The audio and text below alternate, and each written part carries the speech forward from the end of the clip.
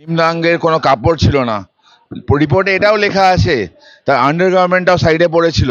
এরকম অবস্থায় ফোন করে কে বললো যারা লেডি আনকনসিয়াস ভাবে পড়ে আছে? প্রশ্ন জাগছে, মেয়েটা কি তখনও জীবিত ছিল? প্রশ্ন জাগছে, ইচ্ছা করে একটা খুনের ঘটনাকে আনকনসিয়াস ভাবে পড়ে আছে কেন বলা হলো? এই ঘটনাটা শুধুমাত্র ধর্ষণ এবং খুনের ঘটনা নয়, একটা বড় করাপশন আছে। বড় করাপশনকে ঢাকা দেওয়ার জন্যই হয়তো ধর্ষণ এবং খুন। এরকম একটা ঘটনাকে হঠাৎ করে আত্মহত্যার ঘটনা বলে চালানোর চেষ্টা কেন করা হলো? এরকম একটা ঘটনাকে লুকানোর চেষ্টা কেন করা হলো? পাশের সেমিনার রুমের পাশের রুমটাকে ওই ভাঙার এত তড়িঘড়ি কেন দেখা গেছিল? ওই দিনকে রাতে কিছু লোককে ছেড়ে কেন দেওয়া হলো যাতে ব্যবস্থা করতে পারে? গতকাল সুপ্রিম কোর্টে আমরা দেখেছি ভিতরে ঢুকেছিল 40-50 জন, পুলিশ ছিল 150 জন। তারা সাইড কেন হয়ে গেল? তারা কোনো স্টেপ কেন নিল না? ভাইরাল ভিডিওতে আমরা শুনেছি চল চল সেমিনার রুমের দিকে চল। আরজি করে হামলার পিছনে মেন রিজনটা ছিল সেমিনার রুমে প্রবলেম করা। আমরা রিপোর্ট যা এখনো যা দেখছি, ফরেন্সিক রিপোর্ট যেটুকু মিডিয়ার মাধ্যমে জানতে পারছি, সেখানে বলছে অনেকের ফুটপ্রিন্ট পাওয়া গেছে। অনেকের ফুটপ্রিন্ট পাওয়াটাই নর্মাল, মানে ওখানে তো অনেকেই গেছিলো। ক্রাইম সিনকে ট্যাম্পার করা হয়েছে। ক্রাইম সিনকে কারা ট্যাম্পার করলো, কিসের স্বার্থে ট্যাম্পার করলো, এগুলো জানার ইচ্ছা আছে। বারবার নির্যাতিতার নাম নিয়েছে, কলকাতা পুলিশ নাম নিয়েছে, মুখ্যমন্ত্রী নাম নিয়েছে, সন্দীপ ঘোষ নাম নিয়েছে। আজকে যদি সন্দীপ ঘোষের নামে মামলা হয়, তাহলে মুখ্যমন্ত্রীর নামে এবং বিনীত গোয়েলের নামে মামলা কেন হবে না? এটা আমার জানার ইচ্ছা আছে। এগুলো আগে বলে দিক। রীতিমতো এখনো পর্যন্ত যা খবর, চাঞ্চল্যকর খবর, তরুণজ্যোতি যা টুইট করেছে এই মুহূর্তে দাঁড়িয়ে ভাবতে পারবেন না। যখন সকাল 10টা বাজে আরজি করে যে নির্যাতিতার উপর অত্যাচার হয়েছিল, সেই যখন সকাল 10টা, তখন টালা থানায় ফোন করে কি বলা হয়েছিল জানেন? এই সন্দীপ ঘোষ কি ফোন করে বলেছিলেন জানেন? বলেছিলেন নাকি আনকনসাস অবস্থায় একটা মেয়েকে পাওয়া গেছে।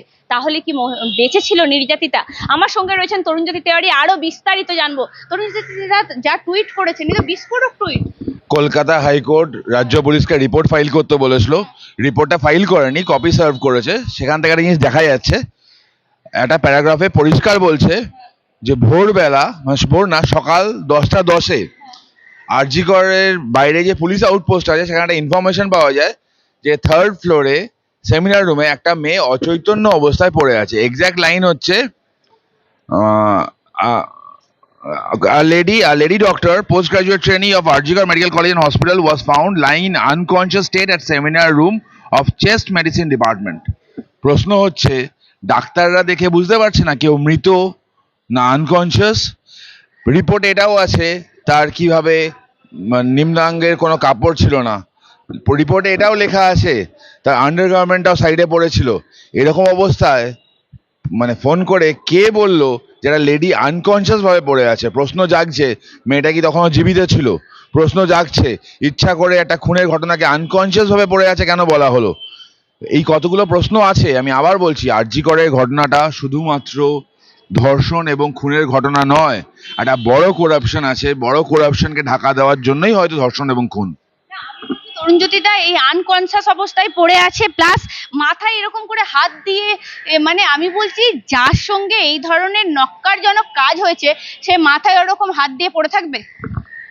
ক্রাইম সিন আমি দেখিনি, বিভিন্ন মিডিয়া রিপোর্ট করছে। মিডিয়া রিপোর্ট থেকে যেগুলো শোনা যাচ্ছে যে যে ম্যাট্রেসে, ছবিও আমি দেখিনি, যে ম্যাট্রেসটা নাকি খুব ওপরে চাদর পাতা ছিল পরিপাটি করে, তার নিচে তার ফার ছিল, অন্য কিছু অগোছলা ছিল না।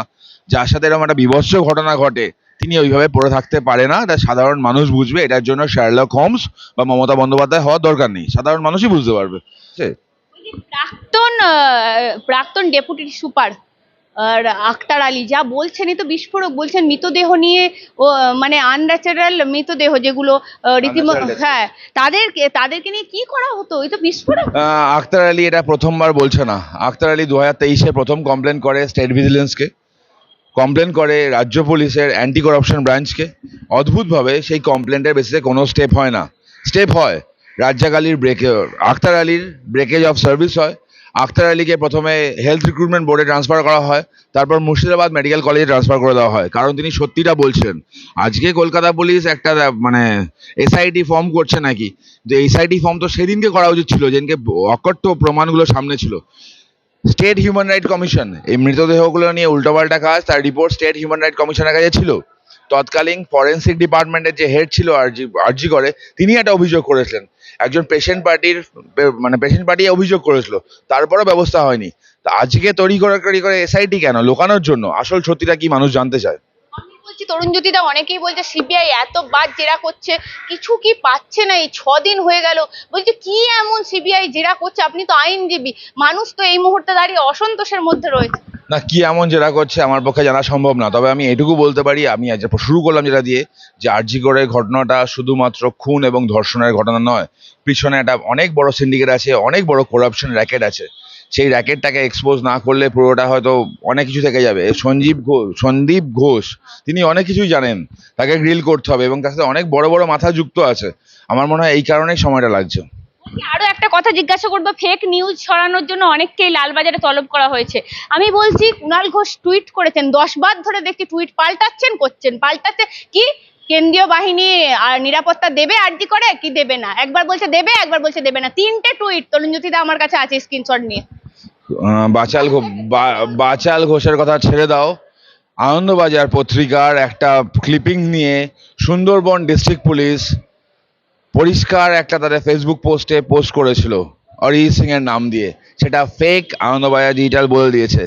তাই সুন্দরবন ডিস্ট্রিক্ট পুলিশের নামে কলকাতা পুলিশ এখনো পর্যন্ত পদক্ষেপ কেন নিল না?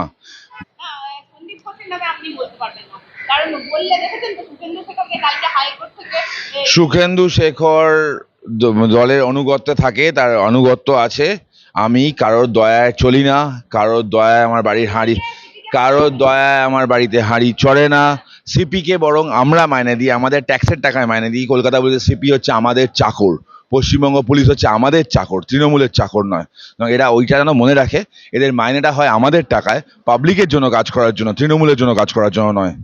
বলছি, মুখ্যমন্ত্রী আরো একটা কথা বলেছেন, আমি একদম বলছি আমাকে বাংলাদেশ দেখাতে আসবে না, বাংলাদেশের কথা আমাকে বলবে না, কারণ আন্দোলনের মধ্যে দিয়ে আমার জন্ম। না, আমি ওনাকে বাংলাদেশ কেন দেখাতে যাব? ওটা তো সেকেন্ড ঘর ওনার। বাংলাদেশ, পাকিস্তান, মৌলবাদীদের সান্নিধ্য, এটা তো ওনার প্রেফার্ড জায়গা। সেটা ওনাকে নতুন করে দেখানোর ধৃষ্টতা আমাদের আছে নাকি?